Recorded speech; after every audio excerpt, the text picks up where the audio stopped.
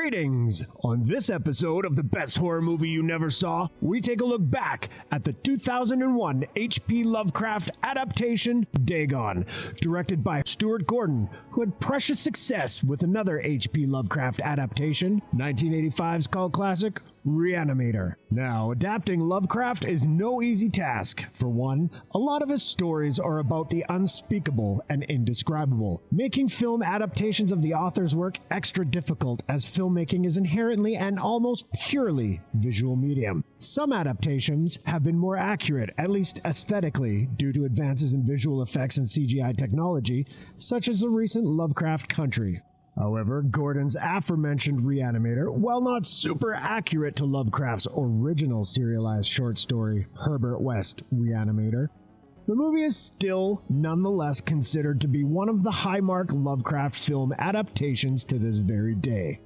That's because it took the very basic premise of the Lovecraft story, namely a mad scientist reanimates bodies, hence the title, but decided to make a more contemporarily explicit and gory version, as opposed to the more staid gothic tone of the original.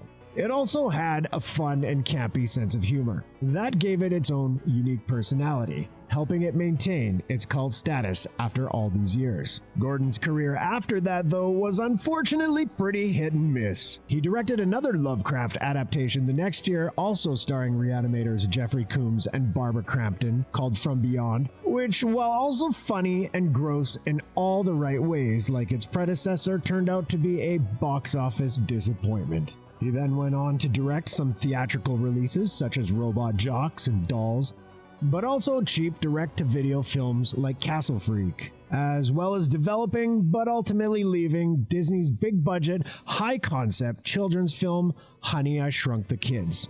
In fact, he even still has a story by credit in the final film. Then, in 2001, Gordon went back to the familiar H.P. Lovecraft well with the supernatural horror flick Dagon, named after the H.P. Lovecraft short story of the same name, but whose actual plot is based mostly on the more recognizable novella, The Shadow over Innsmouth. So, what is Dagon about anyway? Well, the film follows Paul Marsh, played by Ezra Godden, who is a successful stockbroker vacationing in a yacht off the coast of Spain, along with his girlfriend Barbara, played by Raquel Morono, along with his friends Howard, named after the famous horror author, played by Brendan Price, his wife Vicky, played by Bridget Bufaro, who's having nightmares about a mysterious mermaid, played by the enchanting Macarena Gomez, until a storm comes and crashes the boat into a rock, crushing Vicky's leg and stranding them in the middle of the rain. Now, there's a ticking clock and the boat is rapidly sinking and Vicky needs immediate medical attention.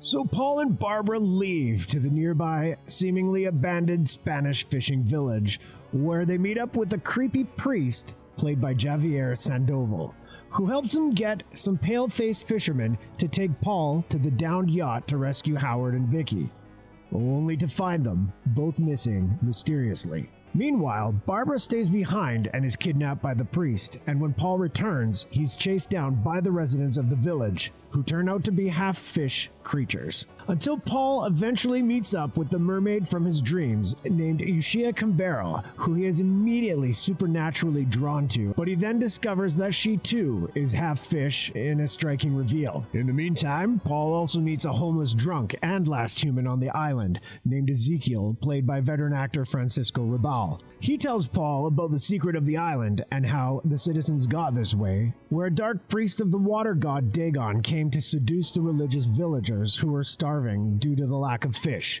So when Dagon offers bountiful fish, all the townspeople turn on their god, and then start sending sacrifices to Deep Dagon Abated, which included Ezekiel's religious mother, which led Ezekiel to drink and lose hope. But Paul's plight ignites Ezekiel's hope once again, and the two of them eventually find Barbara and Vicky, who has since been impregnated by Dagon. And the four must find a way to escape the island, and Paul has to find out how he and Ushia are connected. Now, one of the things that's great about Dagon is its oppressive atmosphere. For instance, the overcast, stormy, and gray Spanish village is filmed like a classic silent or universal monster movie, with lots of stark shadows concealing crumbling cobblestone buildings streaked by gushes of pouring rain. There's certainly some stunning imagery and cinematography in the film, which makes it a feast for the eyes. Also, the prosthetics are very well crafted, especially given the obviously low budget. While the aquatic Lovecraftian half-human, half-fish creatures sometimes delve into the low-budget early 2000s CGI, the film nonetheless still contains mostly great prosthetic designs, such as this guy. While not as gruesome as his earlier Lovecraft creations from Re-animator and From Beyond, it's still fun to look at and tactile in the ways that you want horror creatures to be. There's a physicality and visceralness to the practical makeup effects seen here that CGI still has an issue maintaining even to this day. And even the smaller, more subtle creature effects, like the reveal of the webbed hands on the Dagon priest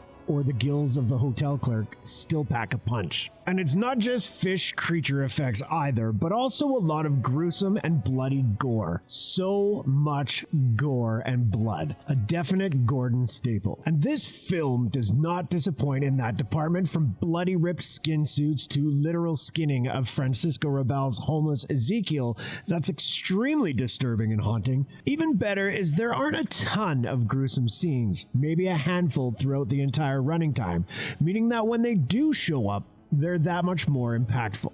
There are some really great performances as well. This includes the aforementioned Rabel's broken down, remorseful Ezekiel, who gives real pathos to that part. On the script level is mostly an exposition device, but Rabel gives the character poignancy and gravitas that isn't always on the page, and unfortunately died 2 months before the film's release, prompting a dedication at the end of the film.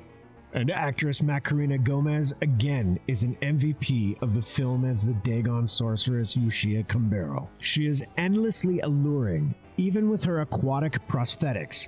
Not only that, but she also somehow does the impossible by making you question Paul's allegiances, especially towards the end, in a way that wouldn't even remotely work if her character had been miscast at all. Now, it's not perfect by any means. The lead, for instance, played by Ezra Godden, is a bit of a wiener, giving off some serious unlikely Lester vibes, which ultimately gives the film an overall uneven tone.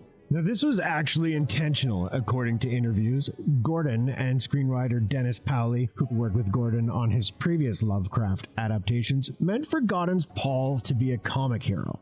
In fact, Paul wearing glasses in the film is a direct reference to famous silent comedy film star Harold Lloyd. But it doesn't quite work perfectly in this film. That said, the grim and stylish atmosphere, the fun creature designs and gore, and the arresting performances from Rabel and Gomez more than make up for any missteps in tone or rare dodgy CGI effect, and makes for an entertaining B-movie experience if that's what you're looking for. Unfortunately, the film was a bit of a box office disappointment, only getting a meager theatrical run in Spain and simply a straight-to-DVD release domestically. This also sadly ended up being Gordon's last Lovecraft adaptation. However, if you're down for some fish-based Lovecraftian horror, and especially if you're a fan of director Stuart Gordon's particular brand of gruesome horror and campy humor, you can buy the film on DVD and Blu-ray, as well as stream it for free, as of this recording, on Tubi. So what are you waiting for? Anyway, thank you for watching our show. If you like what you see, please subscribe to our JoBlo Horror Videos channel. Tell your friends who like this sort of content, and turn on the bell to receive notifications for all our latest videos. We're an independent company, and we appreciate all your support. And if you have any suggestions for future episodes, please leave them in the comments below.